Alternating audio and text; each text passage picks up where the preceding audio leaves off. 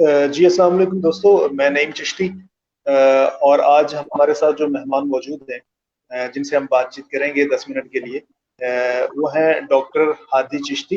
Doctor Hadi का एक मुख्तसर सा तारुफ ये है कि वो पाकिस्तान में काम करते रहे हैं यहाँ पर मुख्तलिफ हॉस्पिटल्स में, और उसके बाद वो इंग्लैंड चले गए और वहाँ लंदन के क्वीन एलिजाबेथ हॉस्पिटल में वो काम करते रहे हैं। और आजकल वो सदरन ट्रस्ट के तहत वो काम कर रहे हैं, और नॉर्थ आयरलैंड में वो काम कर रहे हैं, और मुख्तलिफ हॉस्पिटल्स में वो जॉब करते हैं, जिनमें डेजी हिल हॉस्पिटल भी शामिल है।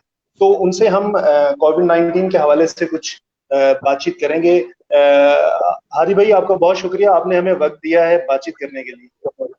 जी नहीं भाई, आपको बहुत शुक्रिया। जी हादी भाई, आपसे ये पूछना चाह रहे हैं कि जहां आप इस वक्त काम कर रहे हैं, जिस हॉस्पिटल में या मुख्तलिफ हॉस्पिटल्स में आप काम करते हैं, तो जी जी। वहाँ कोविड-19 के जो पेशेंट्स हैं उनकी क्या सूरत हाल है? कि बहुत ज्यादा पेशेंट्स आ रहे हैं या कम आ रहे हैं, या कितने पेशेंट्स आ रहे हैं आपके हॉस्पिटल में? नहीं भाई, ओवरऑल जो सिचुएशन है यूके में इस वक्त टोटल ऑलमोस्ट जो है ये केसेस हो चुके हैं 1 लाख से ऊपर हो चुके हैं तकरीबन। और जो हमारा नॉर्दर्न आयरलैंड है, ये यूके के 4 पार्ट्स हैं, उनमें से एक पार्ट नॉर्दर्न आयरलैंड है, एक पार्ट इंग्लैंड है, एक पार्ट वेल्स है और एक पार्ट स्कॉटलैंड है। तो उनमें से जो नॉर्दर्न आयरलैंड है, यहाँ पर इन्होंने पूरे यूके में एज ए इस तरह से किया हुआ है कि इन्होंने यहाँ पर ना हॉस्पिटल्स नहीं है, यहाँ पर ट्रस्ट्स हैं। तो उन ट्रस्ट के ना, एक ट्रस्ट के डिफरेंट डिफरेंट हॉस्पिटल्स हैं। तो हमारी ट्रस्ट ने और बाकी ट्रस्ट ने भी काफी हद तक ये काम किया है कि इन्होंने शुरू कर दिया हुआ है। इन्होंने अपने ट्रस्ट के कुछ हॉस्पिटल्स जो है ना वो कोविड कर दिए हैं, कोविड हॉस्पिटल्स, और कुछ है non Covid hospitals. Vishal, mama is coming, mama is coming, I am sorry. बेटी रो रही है मेरी। जी जी। कार्टून। नहीं नहीं, कोई बात, कोई हाँ जी। बात। कुछ इन्होंने कर दिए कोविड हॉस्पिटल और कुछ है नॉन कोविड हॉस्पिटल। तो जो नॉन कोविड हॉस्पिटल हैं उनमें ये कोशिश करते हैं कि यहाँ पर ये कोविड के पेशेंट ना भेजें, ताकि वो हॉस्पिटल क्लीन रहें जब तक पॉसिबल है। जब तक इंतहाई प्रेशर नहीं पड़ता तब तक वो क्लीन हॉस्पिटल्स रहें। और उसी ट्रस्ट के अंदर कुछ कोविड हॉस्पिटल्स हैं जहां पर सारे वो पेशेंट्स जाते हैं जो कि कोविड के पेशेंट्स होते हैं। वहां पर दूसरे पेशेंट्स भी मौजूद होते हैं, लेकिन उनके कुछ एरियाज जो है ना उन्होंने वो कोविड कर दिए हैं। यहाँ पे इन्होंने डिवाइड कर दिया है हॉस्पिटल्स को रेड, ग्रीन और एम्बर में। तो एम्बर सारे पेशेंट्स, रेड वहां जहाँ कोविड के कंफर्म्ड पेशेंट्स हैं, और ग्रीन जहाँ पर पेशेंट्स नहीं है, जैसा कैंटीन हो गई या कोई इस तरह की जगह हो गई जहाँ पर मतलब स्टाफ रूम हो गया या कोई इस तरह की जगह। और एम्बर एम्बर जोन के बीच में भी सब लोग पीपीई पहनते हैं, चाहे वहां पर कोविड के पेशेंट्स ना हो, क्योंकि हमें नहीं पता कि कौन कोविड है और कौन नहीं है। हम सबको टेस्ट नहीं करते, क्योंकि हर जगह की कैपेसिटी की बात होती है।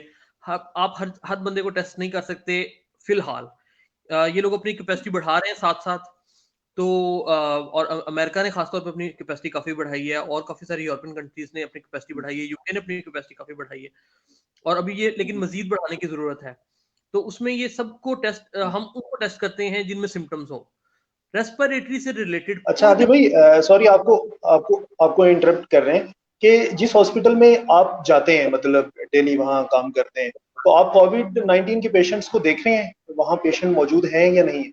सस्पेक्टेड पेशेंट्स होते हैं, सस्पेक्टेड केसेस होते हैं, हम उनको जाते हैं, हम देखते हैं, हम उनको स्वैब्स लेते हैं, या मतलब नर्सिस को कहते हैं कि वो स्वैब्स लें। नर्सिस जो है यहाँ पर बहुत अच्छा काम करती हैं वो। तो हम उनको बता देते हैं कि इस पेशेंट को स्वैब चाहिए, तो वो उनको स्वैप करती हैं। फिर उनमें से जो कंफर्म्ड पेशेंट्स आ जाते हैं ना, उनको हम ट्रांसफर कर देते हैं उस जगह पर जहां पर जो कोविड हॉस्पिटल का जो कोविड एरिया है। तो कुछ हॉस्पिटल, कुछ लोग होते हैं जो कि सिर्फ उसी एरिया में काम करते हैं, क्योंकि ये सब लोगों को इकट्ठा कोविड से एक्सपोज कर देना भी सही नहीं है कि आप इकट्ठे सब डॉक्टर्स की बारी बारी वहां ड्यूटी लगाएं। इन्होंने यूं किया होता है कि कुछ डॉक्टर्स को वो उन एरियाज में ड्यूटी देते हैं, और फिर वो उनमें से काफी लोग जो है वो काफी टाइम तक वहीं पे ड्यूटी करते रहते हैं। सबके सबको इकट्ठा जो है वो कोविड के जो सेंटर में भेज देना वो ठीक नहीं है।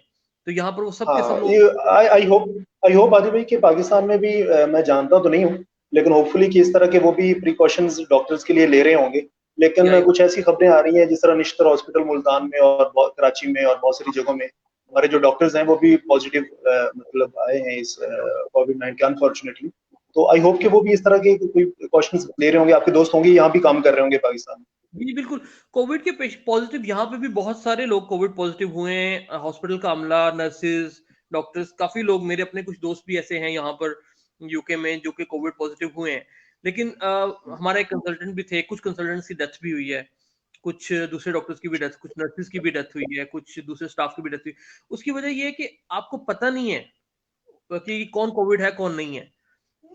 क्योंकि जब अच्छा तक आप टेस्ट हादी भाई ये पूछना था कि जो डॉक्टर्स हैं, डॉक्टर्स तो अपना कोई हिफाजती लिबास जो वो पहनते हैं जिसको पीपीई शायद कहते हैं, तो वो यूज भी करते हैं। इसके बावजूद वो बहुत सारा एहतियात भी करते होंगे, हाथ भी अपने चेहरों को नहीं लगाते होंगे, मास्क भी पहना हुआ है उन्होंने सब कुछ। इसके बावजूद वो किस तरह से उनको वायरस जो है वो लग जाता है?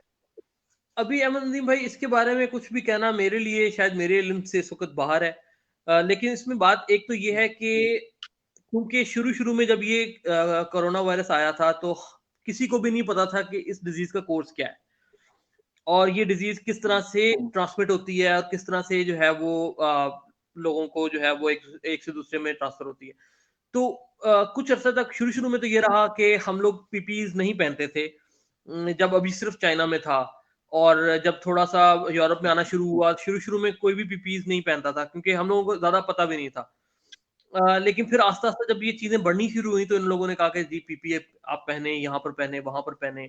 अभी भी जो प्रॉपर बिल्कुल जो सबसे हाई क्लास पीपीई होती है ना, पीपीई का मतलब है पर्सनल प्रोटेक्टिव इक्विपमेंट। तो जो सबसे हाई क्लास है सही ना, वो वही लोग पहनते हैं जो कि आईसीयू में जा रहे हैं, जहाँ पर कोविड के पेशेंट्स हैं या बिल्कुल कोविड कंफर्म्ड रेड ज़ोन्स में जा रहे हैं। जो एम्बर ज़ोन्स में जा रहे हैं लोग, वो अभी भी फुल ऑन पीपीई नहीं पहनते हैं, वो पीपीई पहनते हैं। तो लेकिन उसमें वो वाली पीपीई जो कंफर्म के साथ आप पहनते हैं वो डिफरेंट है और वो पीपीई जो कि आप एम्बर जोन में पहनते हैं वो डिफरेंट है। इसमें आप अगर आप अच्छा देखें ना हादी तो भाई, का भी इशू है। ये जो डॉक्टर्स पीपीज वो यूज कर रहे हैं, तो क्या वो यहाँ पाकिस्तान में भी कहा जाता है कि उसकी वो पीपीएस की जो है वो कमी है, तो वहाँ क्या वो एक बार ही पहनना पड़ता है, फिर नया पहनते हैं आप लोग, या वही उसको मतलब वो बार बार यूज करते हैं? चीज है जो कि आप दोबारा यूज नहीं कर सकते क्योंकि अगर बल्कि वो तो मैं तो ये कहूंगा कि आपका जो एप्रन और आपके जो ग्लव्स हैं, ये तो दो ऐसी चीजें हैं जो कि आपने हर दफा चेंज करनी है जब भी आपने एक पेशेंट से दूसरे पेशेंट में जाना है ना। अगर फॉर एग्जांपल मैं एम्बर जोन में काम कर रहा हूँ, मेरे पास एक जो है वो हेपेटाइटिस का पेशेंट है और दूसरा जो है वो सस्पेक्टेड कोरोना का पेशेंट है। मैं कोरोना के पेशेंट से जब बाहर निकलूंगा तो मैं हेपेटाइटिस के पेशेंट को देखने के लिए जा रहा हूँ, तो मैं वो वाला पीपी पहन के नहीं जा सकता क्योंकि वो हेपेटाइटिस वाले को भी, मैं अगर उसके ऊपर कुछ लगा होगा तो वो उसको हेपेटाइटिस वाला भी बीमार हो सकता है उससे, और मेरे अपने लिए भी ठीक नहीं है। तो ओवरऑल इट्स नॉट गुड। तो पीपी जो है वो हमें जरूरी है बहुत ज्यादा कि आप ग्लव्स और एप्रन खास तौर पे ये चेंज करें। वाइजर्स और मास्क हम कई दफा जो है वो वाइजर्स खास तौर पे, मास्क भी चेंज करते हैं अक्सर, लेकिन वाइजर्स खास तौर पे हम लोग काफी दफा जो है ना वो सेम ही यूज करते रहते हैं उसको क्लीन करके। Bowl give issues. तो वाइजर्स जो है वो खास जी तौर जी। पे जो है हम यूज हादी करते भाई हैं। आपसे एक बड़ी एक और आपसे एक और बात आपसे पूछनी थी, बड़ी अहम बात ये है कि जी कोविड जी। 19 की ना तो मेडिसिन है, ना इसका कोई वैक्सीन है, ना कोई इलाज है। तो जो पेशेंट्स आपके पास आते हैं हॉस्पिटल्स में, तो उनको फिर किस तरह से ट्रीट किया जाता है? यानी क्या उनको कोई मेडिसिन दी जाती है या उनके किस तरह से ख्याल रखा जाता है? बहुत ज्यादा सिम्टोमेटिक ट्रीटमेंट की जाती है बहुत बहुत ज्यादा दफा। और उसमें ऑक्सीजन जो है वो एक बहुत इंपॉर्टेंट चीज है, नेबुलाइजर्स जो हैं। और उसमें मैं आपको बताऊंगा कि कुछ एक मशीन होती है जिसको हम नॉन इन्वेसिव वेंटिलेशन कहते हैं, उसमें सीपैप की एक चीज होती है, वो हम यूज करते हैं बाद औकात। फिर कुछ पेशेंट्स ऐसे होते हैं जो कि बिल्कुल भी मतलब हाई फ्लो ऑक्सीजन को भी नहीं वो रिस्पॉन्ड कर रहे होते, तो उनको फिर वेंटिलेटर पे जाना पड़ता है। और वेंटिलेटर पे जाने वाले मरीजों का यहाँ यूके में मतलब अभी इस वक्त कोई फाइनल स्टैट्स नहीं है, ठीक है, बिल्कुल फाइनल नहीं है, लेकिन मैं जो जनरल टॉक होती है मैं आपको उसके बारे में बता रहा हूँ कि तकरीबन वो कहते हैं कि 50-50 है यहाँ यूके में। सही है, सही तो है। लेकिन अच्छा हादी भाई, आपके हॉस्पिटल्स में वहाँ जहाँ आप नॉर्थ आयरलैंड में आप काम कर रहे हैं, वहाँ के हॉस्पिटल्स में क्या सिचुएशन है? वेंटिलेटर्स की क्या अवेलेबल है वेंटिलेटर्स की कैपेसिटी तमाम पेशेंट्स के लिए जो आ रहे हैं? नहीं है, मतलब बहुत हद से ज्यादा तो नहीं है ऑब्वियसली। ये कोविड का तो किसी ने भी नहीं सोचा था ना कि कोविड एक इस तरह से आएगा और जो है वो हर तरफ जरूरत पड़ जाएगी एकदम। ऐसी डिजीज किसी ने भी एक्सपेक्ट नहीं की थी। तो इवन अमेरिका जैसे कंट्रीज में, यूके जैसी कंट्रीज में भी हम अगर कहें कि बिल्कुल हमारे पास पूरे पूरे वेंटिलेटर मौजूद है और हम सबको बचा लेंगे और सबको वेंटिलेटर पर डाल देंगे, तो ऐसे नहीं होता। वेंटिलेटर पे डालने का एक खास क्राइटेरिया होता है, यहाँ पे क्राइटेरिया बनाए जाते हैं और उन्हीं क्राइटेरिया के ऊपर जो बंदा पूरा उतरता हो उसको ही वेंटिलेटर पे डाला जाता है। तो वो यहाँ पर ये लोग अपनी कैपेसिटी जी जी। बढ़ा कर रहे हैं कि एज सुन एज पॉसिबल जितने ज्यादा वेंटिलेटर और नई नई जो मशीन्स हैं वो जितनी ज्यादा ऑर्डर कर सकते हैं, जो बना सकते हैं। अभी मैं देख रहा था पिछले दिनों न्यूज पढ़ रहा था कि कुछ बड़ी बड़ी जो है वो एजेंसीज, कुछ बड़ी बड़ी कंपनीज जो कि कुछ और बनाती थी, कारें बनाती थी या कोई और चीज बनाती थी, उन्होंने भी अभी कोशिश शुरू कर दी है कि वो अपनी जो बड़ी फैक्ट्रीज हैं और बड़ी प्रोडक्शन ऑफिस हैं उनमें जो है वो उनके जो प्रोडक्शन, मेरा मतलब वेंटिलेटर है बना फैक्ट्रीज वगैरह जो उनके बड़े बड़ी हैं वो जगह प्रोडक्शन की, वहां पर वो कोशिश करें कि वो वेंटिलेटर का अगर कुछ कर सकें या इससे रिलेटेड जो इक्विपमेंट चाहिए उनका कुछ बना सकें वो। जी जी। अच्छा, हादी भाई आपसे एक सवाल ये भी पूछना है कि क्या आप जितने डॉक्टर्स और नर्सिस आप लोग काम कर रहे हैं हॉस्पिटल्स में, क्या आपका भी टेस्ट किया गया है मतलब इसका कोविड-19? फिलहाल इस वक्त एट द मोमेंट जब मैं आपसे बात कर रहा हूँ इस वक्त तक टेस्ट सिर्फ उसका हो रहा है जिसको सिम्टम्स हैं, चाहे वो सिम्टम्स जी कोई भी हो, वो शॉर्टनेस ऑफ ब्रेथ हो, वो रनी नोज हो, वो टेस्ट का चले जाना, स्मेल का चले जाना हो, कोई भी रेस्पिरेटरी से रिलेटेड या कोविड से रिलेटेड सिम्टम होगी, चाहे उस बंदे को सिर्फ एज्मा ही है, हम उसको फिर भी टेस्ट कर देंगे। हम उसको फिर भी टेस्ट कर ठीक। देंगे, सिर्फ खांसी है कुछ भी है हम उसको फिर भी टेस्ट कर देंगे कि कहीं इसको ये सिम्टम कोरोना की वजह से तो नहीं आ रही। जी जी। तो टेस्टिंग इतनी ज्यादा तो हो रही है कि हम हर ऐसे मरीज को टेस्ट कर रहे हैं जिसमें हल्की सी भी सिम्टम्स है। और डॉक्टर्स लेकिन तमाम डॉक्टर्स और नर्सिस की नहीं? डॉक्टर्स की जिस वक्त भी कोई किसी को सिम्टम होती है डॉक्टर्स को वो यहाँ पर उनको यही कहते हैं कि आप जो है वो अभी घर पे बैठे, हॉस्पिटल ना आए। और चाहे उसको वो सिम्टम बिल्कुल माइल्ड सी हो, बिल्कुल हल्की सी हो, फिर भी उसको कहते हैं कि आप, चाहे वो बंदा फील कर रहा हो कि मैं जा सकता हूँ हॉस्पिटल, फिर भी वो उसको कहते हैं कि आप अभी हॉस्पिटल ना जाएं क्योंकि आपको सिम्टम्स हैं, हम आपको टेस्ट करेंगे, जब आप नेगेटिव अगर आ जाते हैं तो फिर आप हॉस्पिटल जाएंगे। जी यही जी। चीज। और जो पेशेंट्स आ रहे हैं कोविड-19 के, उनका एज ग्रुप क्या है? मतलब किन लोगों में ज्यादा सिम्टम्स जो है वो सीवियर आ रही हैं? नहीं भाई, इस वक्त तक तो एज ग्रुप सभी एज ग्रुप्स को हो रहा है, सबको ही हो रहा है। इस वक्त तो मैं कहूंगा कोई भी बचा हुआ नहीं है, लेकिन ये बात जरूर है कि जो यंग पेशेंट्स हैं उनमें सिम्टम्स की सिवियरिटी कम है और उनको हॉस्पिटलाइजेशन की जरूरत कम पड़ती है रिलेटिव टू ओल्डर पेशेंट्स।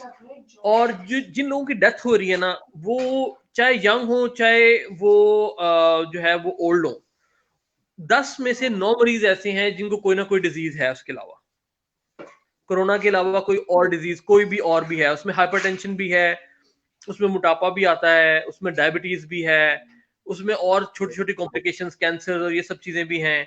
तो 10 में से 9 मरीज जो जिनकी डेथ हो रही है तकरीबन, ये मैं कल परसों एक न्यूज पढ़ रहा था, तो उसमें 10 में से यूके के स्टैट्स में से तकरीबन 9 मरीज ऐसे हैं जिनको कुछ ना कुछ और है। जी जी। डॉक्टर साहब, बाकी ये है कि आपका जो डॉक्टर्स का सर्कल है या स्टाफ का सर्कल है, उन लोगों का मोराल कैसा है? मतलब काम पे वो मतलब इजी है या बहुत फियर है उनमें, या वो पेशेंट्स का मतलब हिचकिचाते तो नहीं है हॉस्पिटल्स जाने में, या किस तरह का मोराल है डॉक्टर्स का? जी, क्योंकि सब लोगों को पता है कि हमें हमें ये फाइट तो करनी पड़ेगी इस वक्त। और यही वक्त है, यहाँ पर यूके के लोग तो खासतौर पे जो है वो बहुत ज्यादा कोशिश भी करते हैं कि मोराल अप रहे डॉक्टर्स का। यहाँ पर उन्होंने क्लैपिंग वगैरह स्टार्ट की हुई है, यहाँ पे बहुत सारी जगह हैं जहाँ पर डॉक्टर्स के लिए, नर्सिस के लिए, पैरामेडिक्स के लिए, इवन जेनेटर्स के लिए, और जो लोग मतलब हॉस्पिटल में जो भी एनएचएस में काम करता है, चाहे वो किसी भी ओहदे पे काम करता है, तो उनके लिए बहुत जगहों पे यहाँ पे डिस्काउंट्स उन्होंने दिए हुए हैं चीज़ों के ऊपर। और मैं ये नहीं कहूँगा कि इन चीज़ों से बहुत ज़्यादा फर्क पड़ता है, लेकिन जस्ट मतलब मोराल की बात आप कर रहे हैं ना, तो ये चीज़ें जहाँ पे वो वो लोग फील करते हैं कि यार अवाम हमें जो है वो कुछ रिस्पेक्ट दे रही है। अगर हम जा रहे हैं वहां पर फाइट करने के लिए, तो अवाम जो है वो हमें समझ रही है कुछ कि यार हम कुछ कर रहे हैं, वो हमें जी एक बिल्कुल। रिगार्ड चीज में बहुत सारी जी जगहों पे। बिल्कुल है, सही है। और ये है, ये देना भी चाहिए, क्योंकि डॉक्टर्स जो हैं, डॉक्टर्स और स्टाफ जो है, आई थिंक कि वो फ्रंट लाइन पे काम कर रहे हैं, खुद की अपनी रिस्क लेके वो काम कर रहे हैं, जिंदगियां बचा रहे हैं। और उनको जरूर इनकरेज करना भी चाहिए, तमाम मुल्कों में करना चाहिए। अच्छा, आपसे पूछना था कि लॉकडाउन की सूरत हाल क्या है वहाँ? क्या लोग लॉकडाउन की गाइडलाइंस को फॉलो कर रहे हैं, घरों में बैठे हुए हैं, या बाहर फिरते फिराते रहते हैं पाकिस्तान के अंदर? यहाँ भाई लॉकडाउन इन्होंने इस तरह से किया हुआ है कि लॉकडाउन तकरीबन सब लोग फॉलो करते हैं। दिन में एक आध दफा एक्सरसाइज के लिए निकलने की इजाजत है। कोई बहुत एसेंशियल जॉब्स जिसको हम कहते हैं की वर्कर्स, जिनके बगैर मुल्क नहीं चल सकता, उनको जाने की इजाजत है, जिस तरह से हॉस्पिटल का स्टाफ है। और कुछ ऐसे लोग हैं जिनकी जो अगर ना अपने काम पे जाए तो उनकी तो नहीं, मुल्क नहीं चलेगा। जिस तरह पुलिस वाले हो गए, डॉक्टर्स हो गए, नर्सेज हो गई, पैरामेडिक्स, ये सब लोग, और इस तरह के और भी जॉब्स हैं, जी तो उनको जाने की इजाजत है अपने कामों पर। और बाकी सबको ये यहाँ पर ये भी कहा गया है कि जितनी ज्यादा हो सके अगर आप कोशिश कर सकते हैं तो आप जो है वो मतलब जो है घर से काम करें, बैठ के क्लासेस घर से लें, या जो भी आपका काम है अगर वो घर से पॉसिबल जी है तो वो आप बैठ के करें, आप बाहर ना जाएं। तो लोगों का ये हालात है यहाँ पर कि लोग कुछ फॉलो कर रहे हैं, जो नहीं करते हैं फॉलो, यहाँ पर पुलिस उनको रोकती है। यहाँ पर जो है वो जुर्माने किए जाते हैं, और जुर्माने भी यहाँ पर अच्छे खासे तगड़े जुर्माने होते हैं। मतलब 15-20 हजार से कम तो जुर्माना नहीं होता है किसी को भी तकरीबन। तो तकरीबन ईस्टर के ऊपर, अभी ईस्टर इनका जैसा हमारी ईद होती है उस तरह यहाँ पे ईस्टर होता है, कुछ दिनों पहले ईस्टर गुजरा है। जी जी वहां पर बेलफास्ट शहर में तकरीबन उन्होंने 100 लोगों को जुर्माना किया। तो ये इस तरह की चीजें हैं। फिर वो पुलिस भी अपनी कोशिश जी करती है, जी सब कोशिश करते हैं अपनी कि वो अच्छा रहे। जी हादी भाई, एक आखिरी बात आपसे ये कहना चाहूंगा कि आपने, क्योंकि कोविड की सिचुएशन यूके में कंपैरेटिवली पाकिस्तान के मुकाबले में वहाँ ज्यादा पेशेंट हैं, पाकिस्तान में जरा अभी बढ़ रही है तादाद उसकी। तो आप क्योंकि एक डॉक्टर होने के नाते से आप बहुत करीब से भी सूरत हाल को देखते हैं, और आपकी नजर भी है कि क्या काम हो रहा है हॉस्पिटल्स में, क्या हो रहा है मेडिसिन और वैक्सीन के हवाले से, क्या काम हो रहा है। तो ये जो बीमारी है ये कितनी खतरनाक है, आप हमसे ज्यादा बेहतर जानते हैं। तो पाकिस्तानियों के लिए जो मेरे दोस्त देख रहे हैं आपको या देखेंगे, उनके लिए क्या नसीहत करेंगे कि किस तरह की प्रोटेक्शन उन्हें लेनी चाहिए? क्या बहुत सीरियस मामला है, या ऐसा कोई मामला सीरियस, ज्यादा सीरियस नहीं है? सर मैं तो यही कहूंगा इस वक्त कि ये बहुत सीरियस बात है, इंतहाई सीरियस बात है। यू डू नॉट नो कि कब कोई कहाँ पे मर जाए। ठीक है, आपके हार्ट के ऊपर जाएगा, किडनीज के ऊपर जाएगा, फेफड़ों को तो सबको पता है क्या करता है। ठीक है, और दूसरी चीज ये है कि lockdown is very very important, इस लाइफ सेविंग, इससे जिंदगियां बचेंगी अगर हम लॉकडाउन करेंगे तो। और अगर किसी को बहुत जरूरी है बाहर जाना तो ही बाहर निकले, वरना बाहर ना निकले। पाकिस्तान की सिचुएशन को देखते हुए हमें इस बात का पता है कि पाकिस्तान एक ऐसा मुल्क है जहां पर गरीबों की तादाद बहुत ज्यादा है। तो जो साहिब सरबत लोग हैं उनको चाहिए कि वो थोड़ा सा हेल्प आउट करें, अपने इर्द गिर्द नजर रखें, कोई भूखा ना सोए। और दूसरी चीज ये है कि इस वक्त हमारे डॉक्टर्स, नर्सेज और सारा स्टाफ मेडिकल का है, उनको इंतहाई जरूरत है पर्सनल प्रोटेक्टिव इक्विपमेंट की, इंतहाई से ज्यादा जरूरत है। आपको नहीं पता बहुत लोग इन्फेक्ट हो रहे हैं, और कब इनमें डेथ आना शुरू हो जाएंगी हमें नहीं पता। ऑलरेडी हमारे कुछ लोग ऑलरेडी जो हैं वो उनकी डेथ हो चुकी है। डेथ हो हमारे चुकी हम बिल्कुल एक यंग डॉक्टर थे अभी, हमारे मेरे एक दोस्त के जूनियर भी थे, वो उनकी डेथ हुई है अभी। मतलब इट्स नॉट इजी, और इट्स रियली डेंजरस। डेथ किसी की भी हो सकती है, यहाँ पर यंग लोग भी मर रहे हैं, बूढ़े भी मर रहे हैं। मैं कहूंगा कि बूढ़े लोगों में ज्यादा हो रहा है, लेकिन बूढ़े कौन है? हमारे ही माँ बाप है ना, हमारे ही है। नाना दादा, और सब लोग हमारे ही मामू चाचू, वही सब लोग है ना। तो उनके लिए अगर आप ये देखते हैं ना कि यंग लोग कम मर रहे हैं, और आप कहेंगे ठीक है मैं बाहर जाता हूँ, ये मत करें। क्योंकि क्योंकि वो जो आपके घर में बाकी लोग हैं ना, उनके लिए ये बहुत मौलिक साबित हो सकता है। आपके लिए साबित होगा फिर भी, लेकिन शायद उतने ज्यादा जवानों के लिए नहीं होगा जितना ज्यादा ये बूढ़ों के लिए होगा। जितना ठीक भी। है, जिस जी तरह जी मस्जिद जा रहे हैं, हर जगह पे जा रहे हैं, मैं इस चीज से रोक नहीं रहा। जाहिर सी बात है, ये गवर्नमेंट का फैसला करना है कि वो किस तरह से इसको चालू करना चाहते हैं, किस तरह से इसको चलाना चाहते हैं। लेकिन बात सिर्फ इतनी सी है कि बस इस चीज का ख्याल रखें कि सोशल डिस्टेंसिंग बहुत जरूरी है, और घर से सिर्फ उस वक्त निकला जाए जिस वक्त इंतहाई जरूरत है। और जी जी हादी भाई, जी जी फासला रखा जाए कि मस्जिद में भी लोग जा रहे हैं तो वो फासला एक बरकरार रहना चाहिए। 2 मीटर का तकरीबन जो फासला है ना, वो बरकरार रहना चाहिए। और आते जाते हुए रस्तों के ऊपर अगर सैनिटाइजेशन का कोई बंदोबस्त हो जाए, मस्जिदों के अंदर जो है वो क्लीनिंग का बंदोबस्त हो जाए, वो भी आई होप कि, क्योंकि हमारा मजहब है, हम जो है वो जाहिर सी बात है अल्लाह से डरने वाले लोग हैं। तो अल्लाह मियाँ हो सकता है कि इसमें हमारे लिए आसानियां पैदा करे इंशाल्लाह। तो बात सिर्फ इतनी सी है कि अगर इस चीज में इंतहाई जरूरी है निकलना बाहर, उसमें निकला जाए। और अगर नहीं जरूरत तो बिल्कुल मत निकला जाए और अपने बूढ़ों का ख्याल रखें। जी जी हादी भाई, बहुत शुक्रिया। ये वाकई बहुत डेंजरस है और अपने आप का और अपनी फैमिली का ख्याल रखने के लिए बेहद जरूरी है कि हम घरों में बैठे रहें। और हादी भाई बहुत शुक्रिया, आपके साथ बहुत इंफॉर्मेटिव जो है ये बातचीत रही, और यकीनन देखने वालों को भी इसका फायदा होगा। आपका टाइम देने का बहुत बहुत शुक्रिया। अपना ख्याल रखिएगा। अल्लाह हाफिज। अल्लाह हाफिज। नहीं भाई, अल्लाह हाफिज।